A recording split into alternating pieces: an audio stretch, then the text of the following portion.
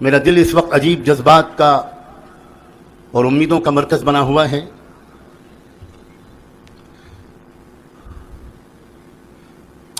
بچپن سے ہم نے اس بھارت کا جو اتہاس پڑھا تھا، اس دیش کی پوترتا، اس دیش کی مہانتا،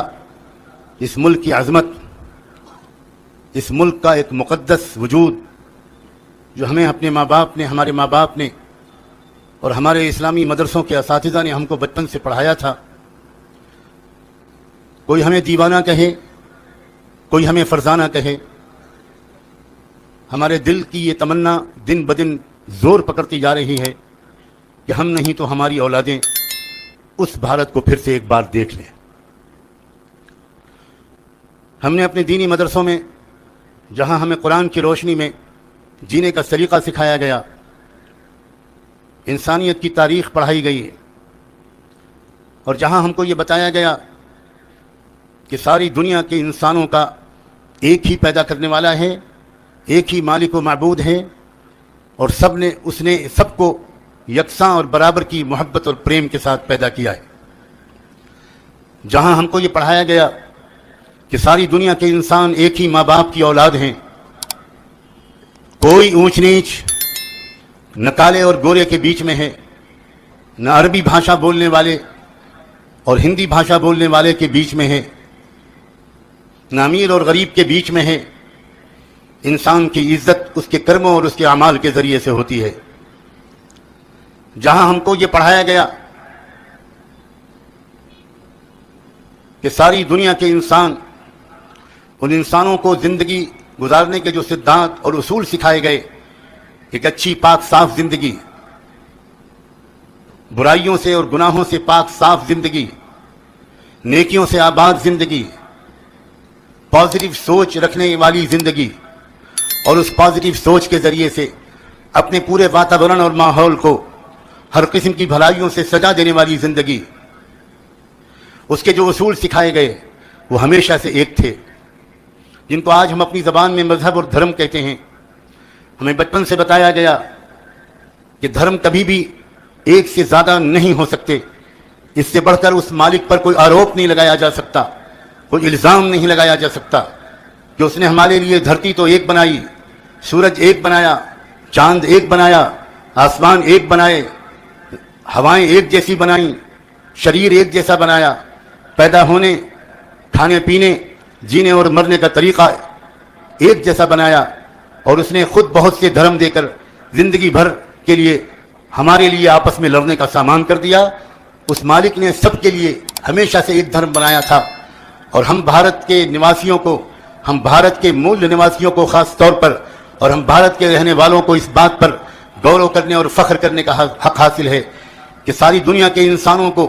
اس دین کے سکھانے کے لیے، اس راستے پر چلانے کے لیے، اور پہلے انسان کو اتارنے کے لیے جب اس مالک نے سورگ سے، جنت سے پہلے انسان آدم کو اتار کر اس زمین پر بسانے کے لیے کسی دیش کو چننا چاہا، تو اس مالک کی نگاہ انتخاب صرف اور صرف بھارت پر پڑی. پہلا انسان جس کو ہماری پرانی زبان میں آدی مانو کہا گیا، اور میں یہ بات بڑے فخر کے ساتھ بھارت کے مول نواسی جو یہاں پر ایک سے ایک بڑے انٹلیکچوئلز، کرانتیکاری نیتا، انقلابی رہنما، جن کے سینے میں محبت کی ایک آگ جلتا ہوا دیکھ رہا ہوں. آگ صرف نفرت کی نہیں ہوا کرتی، آگ محبت کی بھی ہوتی ہے. میں ان کی خدمت میں خاص طور پر یہ بات پیش کرنا چاہتا ہوں کہ مسلمانوں کا یہ پختہ عقیدہ ہے کہ پہلا انسان بھارت میں اتارا گیا تھا. ابھی بدھسٹ سماج کے ایک بہت آدرنیہ نمائندے نے، ایک بھائی نے ہمارے سامنے جمبو کا دیپ کا نام لیا تھا.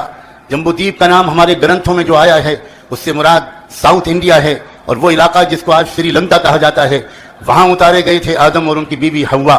اور وہ ان کے ذریعے سے جو دھرم لایا گیا، جو زندگی کے سدھانت سکھائے گئے تھے، وہی ہے اصل میں سناتن دھرم، وہی ہے دین قیم، اور وہی ہے جو اس مالک نے جیسے جیسے انسانوں کی آبادی دنیا کے مختلف علاقوں میں پھیلتی اور بڑھتی گئی، ان کے ریت رواج بدلتے گئے، ان کی ضرورتیں تھوڑی بڑھتی گھٹتی گئیں، ان کے ضرورتیں، ان کو رہنمائی دینے کی، ان کو مارگدرشن کرنے کی، ان کو زندگی کے پاکیزہ اصول سکھانے کی ضرورتیں بڑھتی گئیں. تو جس طرح اس مالک نے جہاں جہاں انسان आबादी पहुंची, वहां उसने सूरज की रोशनी पहुंचाई, सूरज की गर्मी पहुंचाई, चांद तारों की रोशनी पहुंचाई, वहां दिन भी निकाला, वहां रात भी निकाली, वहां पेड़ पौधे भी निकाले, वहां समुद्र भी पहुंचाया, पानी भी पहुंचाया, वहां भी परिंदों को भेजा, वहां भी जानवरों को भेजा, और इंसानों की जो बहुत सी जरूरियात थी उनका उस मालिक ने इंतजाम किया। वहीं इंसानों की जो आध्यात्मिक जरूरत थी, जो स्पिरिचुअल और मॉरल जरूरत थी, जो अखलाकी जरूरत थी कि कैसे एक अच्छे इंसान बने, वो ऐसी संतानें अपने माँ बाप का कैसे आदर और सम्मान करें, एक पति अपनी पत्नी का कि कैसे हक अदा करे, एक अच्छी फैमिली लाइफ कैसे गुजरे, कारोबार ईमानदारी के साथ कैसे हो, पड़ोसी के साथ अच्छा व्यवहार कैसे करे, इंसाफ कैसे स्थापित किया जाए, सच कैसे बोला जाए, बेशर्मी और बेहयाई के कामों को कैसे जिंदगी से और समाज से दूर किया जाए, महिलाओं को आदर और सम्मान मिले, कमजोरों, गरीबों, अनाथों, मजदूरों, यतीमों, किसानों को उनके हुकूक मिले। इन्हीं के मजमूए का नाम हुआ करता है दीन और धर्म। और इस दीन और धर्म में कभी कोई बदलाव नहीं हुआ। बदलाव तो अपने स्वार्थी लोगों ने कर लिया या अज्ञानता की वजह से कर लिया। जैसे हमारी अभी लिंगायत समाज के आए हुए भाई एक शिकायत कर रहे थे कि लिंगायत धर्म को बदल दिया गया। मैं उससे आगे बढ़कर कहता हूं उस मालिक के उतारे गए असली धर्म को बदल दिया गया। जरूरत इस बात की है कि उस असली धर्म को दरियाफ्त किया जाए और असली धर्म को पुनः तलाश किया जाए। और वो असली धर्म को पुनः तलाश करने का काम तभी मुमकिन है जब हम मुख्तलिफ समाजों में और मुख्तलिफ आस्थाओं में बटे हुए लोग पहले अपने दिल से एक दूसरे के ऊपर संदेह निकालें, एक दूसरे के साथ मिलकर सत्य का एक खोज शुरू करें, सच की तलाश शुरू करें। और मैं उम्मीद करता हूं और India Muslim personal law board ने ये जो बोल्ड स्टेप उठाया है, बहुत दिन इंतजार करने के बाद इसका जो असली नतीजा निकलेगा वो ये निकलेगा कि वो असली भारत दुनिया को फिर से देखने को मिलेगा। मैं यकीन दिलाता हूं, मैं मुसलमानों से खास तौर पर कहता हूं, अगर आपको ये बात नहीं मालूम तो मैं उलमा से कहता हूं कि उलमा को चाहिए कि वो मुसलमानों को इस भारत की अहमियत को समझाएं। और मैं अपने तमाम दूसरे भाइयों को बताना चाहता हूं कि मुसलमानों का ये मजहबी अकीदा है कि भारत ही वो जगह है जहां जन्नत से उतारकर आदम को बसाया गया था। इसलिए इस भारत की तरक्की, इस भारत की बहबूद, इस भारत की फलाह, इस भारत की हिफाजत, इस भारत के समाज से तमाम बुराइयों को मिटाने का कर्तव्य सबसे ज्यादा मुसलमानों के कंधों पर है।